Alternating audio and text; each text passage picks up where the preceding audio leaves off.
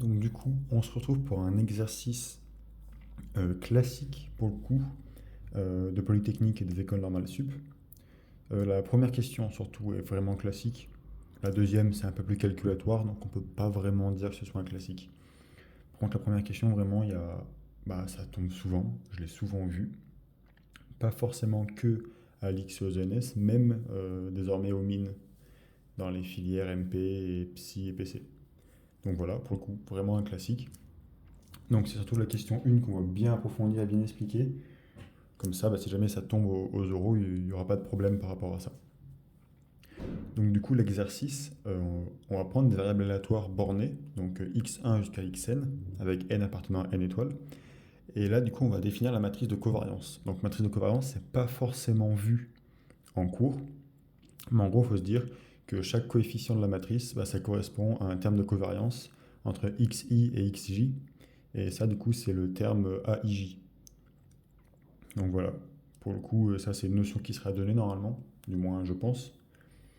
Sinon, je pense que si vous demandez à l'examinateur, il ne sera pas non plus fou furieux de vous expliquer un petit peu ce que c'est qu'une matrice de covariance.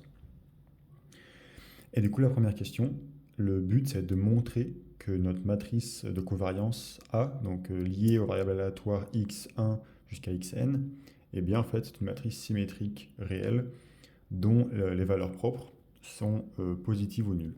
Donc Sn plus 2R. Donc du coup, comme je viens de le dire, j'ai dit à l'oral, mais je vais le réécrire, avoir A qui appartient à Sn plus 2R, ça équivaut à dire que le spectre de A, il est inclus dans R+. PS, Sn++ de R, ça équivaut à avoir le spectre d'une matrice M qui est inclus dans R plus étoile. Donc les valeurs propres de la matrice M ici ne pourraient pas être nulles, alors qu'ici, théoriquement, elles peuvent l'être. Voilà, c'était une petite différence. Petit rappel de cours. Donc, ce qu'on remarque directement, donc là, ça va pas forcément être utile, mais on peut quand même le dire, c'est que notre matrice, elle est symétrique. Parce qu'on est d'accord que ici, le produit, vu que le produit est commutant, du coup, ça y est, AIJ est égal à AJI. Bon, ici, c'est pas forcément utile. Par contre, on va pouvoir poser TI qui est égal à XI moins l'espérance de XI. Et du coup, on se rend bien compte que la matrice de covariance de TI, eh bien en fait, elle est égale à la matrice de covariance des XI.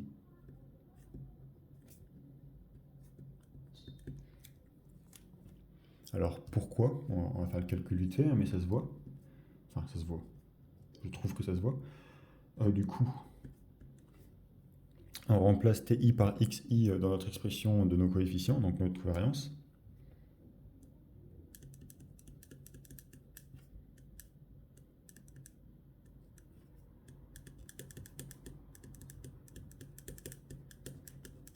Le terme de droite, je ne vais pas le faire, hein, c'est le même calcul.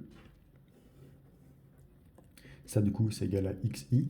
Ici, l'espérance, ça va se simplifier avec là, puisque l'espérance de l'espérance est aussi égale à l'espérance. Et du coup, hop, on retrouve bien le même terme.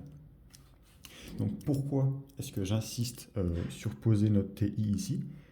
On se rend compte aussi que l'espérance de TI, c'est égal à l'espérance de X moins l'espérance de XI. Et par linéarité de l'espérance, ça c'est égal à 0.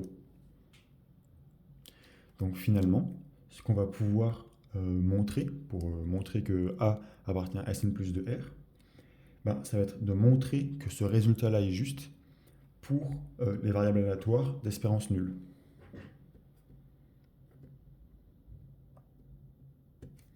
Donc on montre le résultat pour les variables aléatoires d'espérance nulle. Et ça nous simplifie quand même pas mal la vie. Donc maintenant, on va pouvoir passer directement à l'écriture, à donner une expression d'une valeur propre. Donc là, on part sur une méthode classique, Donc soit, ici on va prendre petit a, un vecteur propre, et lui il va être associé à la valeur propre lambda. Donc qu'est-ce que ça dit? Ça nous dit que la matrice grand A fois la valeur propre petit a, bien c'est égal à lambda fois petit a. Voilà. Et on va noter notre valeur propre, notre vecteur propre a comme étant égal à a1 jusqu'à an.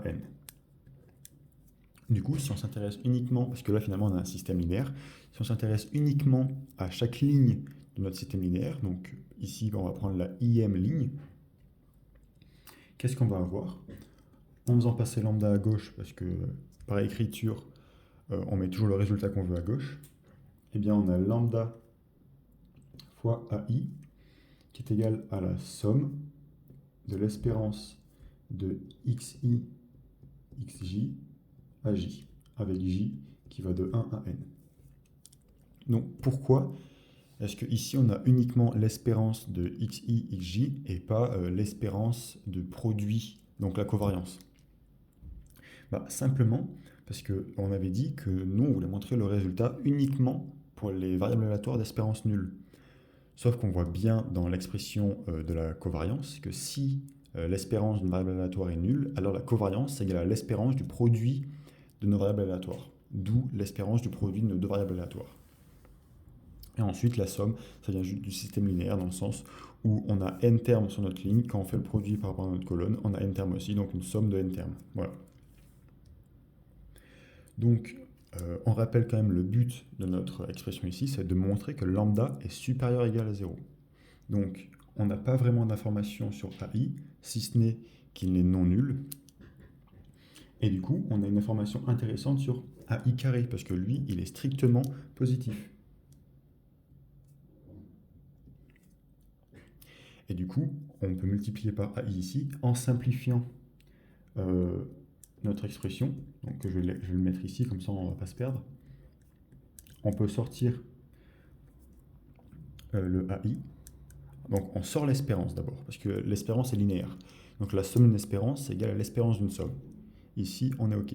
Une fois qu'on a la somme de nos xi, xj, ai, xi ne dépend pas de la somme, puisque c'est une somme à dépendance en j. Du coup, on peut sortir le xi. Du coup, dans notre somme, il reste uniquement le produit xj à j, avec j qui va de 1 à n. Donc maintenant, si je multiplie par ai, bien j'ai l'espérance de xi ai fois la somme de j qui va de 1 à n de xj à j. Maintenant, on voit un petit peu ce qu'on va faire. On va faire en sorte que ce terme-là soit aussi supérieur ou égal à 0. Parce que du coup, comme ça, on pourrait conclure que lambda est supérieur ou égal à 0. Donc comment faire? Eh bien, on peut dire que lambda 1 au carré plus, etc., jusqu'à lambda n au carré, eh bien en fait, c'est égal à l'espérance de notre somme de i de 1 à n de xi à i fois la somme de j de 1 à n de xj à j. Et ça, c'est égal à notre somme au carré. Donc je vais garder l'indice i, ça importe peu, hein. Et du coup, c'est notre somme au carré. Donc, si on réécrit proprement, qu'est-ce qu'on a? On a la somme, on a lambda fois la somme de quelque chose au carré.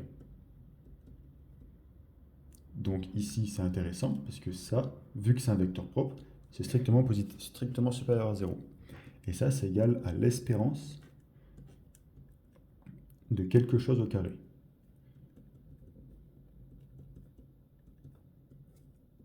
Donc, c'est supérieur ou égal à 0. Du coup, on peut conclure que ainsi, lambda est bien supérieur ou égal à 0. Donc, le spectre de A est inclus dans R+, donc A appartient à Sn plus de R. Voilà. Donc cette question-là, elle n'est pas forcément dure, mais pour le coup, c'est vraiment un classique. Il faut vraiment savoir la faire. ça peut tomber dans les oraux d'à peu près tout niveau. Donc, quand je dis tout niveau, c'est centrale, mine, et du coup, les polytechniques et ENS. Mais je tiens quand même à préciser qu'à l'X et aux ENS, c'est la première question d'un sujet. Ce sera jamais que ça comme sujet. C'est vraiment pour introduire le sujet, pour se favoriser, pour se familiariser avec les objets. Voilà. Donc là, j'ai bien pris le temps de la traiter comme il faut. Mais aux oraux, il faudra quand même le traiter beaucoup plus vite. C'est censé être un classique, il faut vraiment dérouler. Voilà. Donc, je vais ramener l'énoncé, puisqu'on va s'intéresser à la question 2. Donc, question 2, comme je l'ai dit tout à l'heure, c'est pas un classique, c'est juste très calculatoire. Donc, on va prendre P, une matrice à coefficient réel, et lambda i à lambda n, des variables aléatoires définies par la matrice, la colonne de lambda i lambda j, qui est égale à la matrice P fois la colonne xi xn. Et le but de cette question, ça va être, en prenant B, la matrice de covariance associée à notre famille de variables aléatoires yi jusqu'à yn, là, ça va être de trouver une relation entre A, B et P. Voilà. Donc comme je l'ai dit, on voit bien que ça va être assez calculatoire. Donc, commençons par noter que P soit égal au coefficient PIJ, du coup, avec I et J qui vont appartenir à 1n, aux entiers entre 1 et n. Voilà. Et du coup, à l'aide de l'expression qui nous était donnée, donc liant la matrice colonne des yi est égal à P fois la matrice colonne des xi, eh bien, on a yi qui est égal à la somme de 1 à n de PIJ fois xj. Voilà. Donc là, je traduis sur chaque ligne l'égalité qui nous est donnée par l'énoncé. Jusque-là, ça va. Maintenant, si jamais on veut calculer, par exemple, BIJ, donc chaque coefficient de notre matrice de covariance B liée à la famille des YI, c'est égal à, donc à la covariance entre YI et YJ.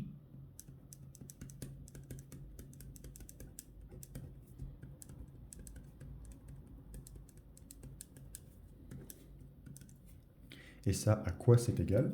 C'est égal à l'espérance de YI, YJ, moins l'espérance de YJ fois l'espérance de YI.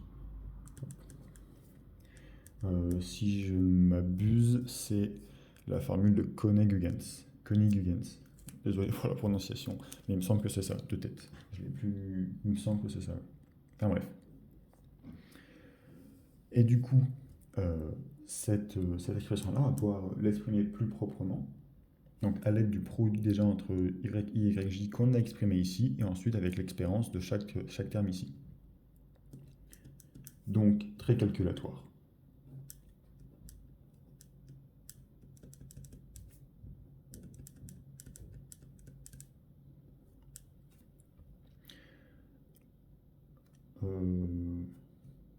On va prendre un indice K plutôt, comme ça on ne va pas se perdre.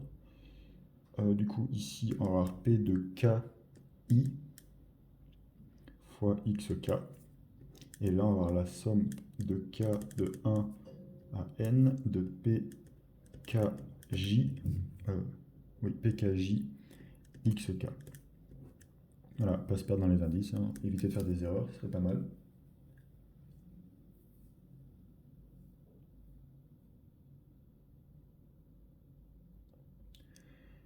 Donc, ensuite, je vérifie que j'ai pas fait d'erreur avec les notes que j'avais prises avant, parce que si jamais je fais une erreur maintenant, après c'est foutu pour s'y retrouver.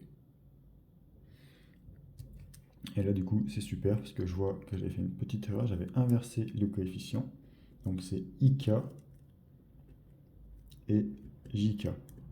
Voilà. Bon, désolé pour la petite erreur. Honnêtement, heureusement que j'ai mes notes à côté. Du coup, ensuite, on refait pareil, hein, on déroule. Donc ici, c'est la somme de k qui va de 1 à n des p de j k xk fois l'expérience de la somme de k qui va de 1 à P I K X K. Voilà. Donc pour ceux qui sont partis avant, honnêtement, je leur en veux pas, parce que là, c'est moche. Ce qui va importer, ça va être uniquement le résultat, hein. Donc à la rigueur, si vraiment vous vous sentez à l'aise sur les calculs, passez les calculs et allez directement au résultat. Et juste faites les calculs par vous-même pour être sûr que vous sachiez les faire. Du coup, ça, c'est l'expérience de double somme. On va pouvoir, avec la linéarité de l'expérience, avoir la double somme des coefficients de l'expérience de nos trucs.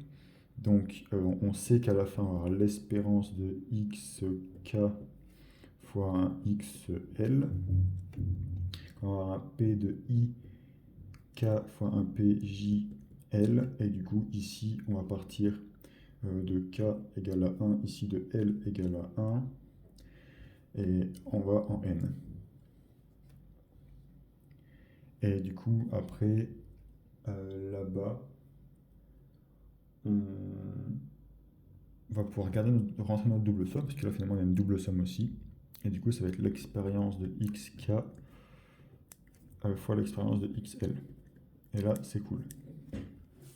Parce que du coup, ici, on reconnaît A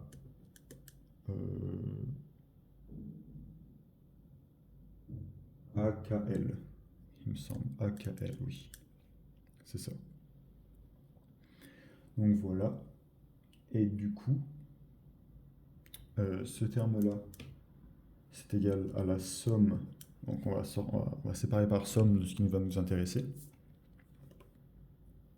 Donc ici, c'est la somme de PIK, donc qui va de 1 à n, de la somme de L qui va de 1 à n, de PJL à KL. Donc déjà, l'écriture est beaucoup plus sympa. Sauf que la somme de L qui va de A1 à N de PJL à KL, donc avec tout ça, donc en considérant ce coefficient-là, donc avec K, donc L plutôt et J qui vont entre 1 et N, et bien ça c'est égal à A fois la transposée de P. Voilà. Donc après vous pouvez faire le calcul si vous voulez, mais voilà, c'est ça. Et du coup, si on s'intéresse maintenant à chaque coefficient et qu'on détaille, qu'on reprend sur les matrices, ici c'est notre matrice P. Là, du coup, on a dit que c'était A fois la transposée de P. Donc voilà, le résultat final, la relation finale, c'est B qui est égal à PA fois la transposée de P. Donc la deuxième question, elle n'est pas rigolote. C'est juste du calcul, hein. Il n'y a pas forcément de très très grosse idée derrière, juste il faut savoir calculer, être à peu près rigoureux. Donc désolé, hein, j'ai pas été super rigoureux ici, j'ai inversé les indices. Voilà. Ça change quelque chose, je pense, quand même, à la fin des calculs. Peut-être qu'on se perd un peu, qu'on n'aurait pas exactement les mêmes résultats, donc on n'aurait peut-être pas la transposée. Et peut-être que du coup on aurait plutôt transposé A fois P normal. Et du coup, bah, il y a une erreur. Enfin bref, voilà. Tout ça pour dire que la deuxième question est pas rigolote, mais que c'est la première question qui importe. Et la première question, il faut vraiment savoir la faire. J'insiste là-dessus, c'est un classique. Voilà. Merci d'avoir regardé la vidéo. Si vous l'avez regardé jusqu'au bout, honnêtement, bah, merci et bravo. Parce que je pense pas que c'était super rigolo. Et si vous aviez pas forcément le temps, je comprends largement que vous avez bah, juste sauté, directement passé au résultat pour vérifier que vos calculs étaient bons. Voilà, merci.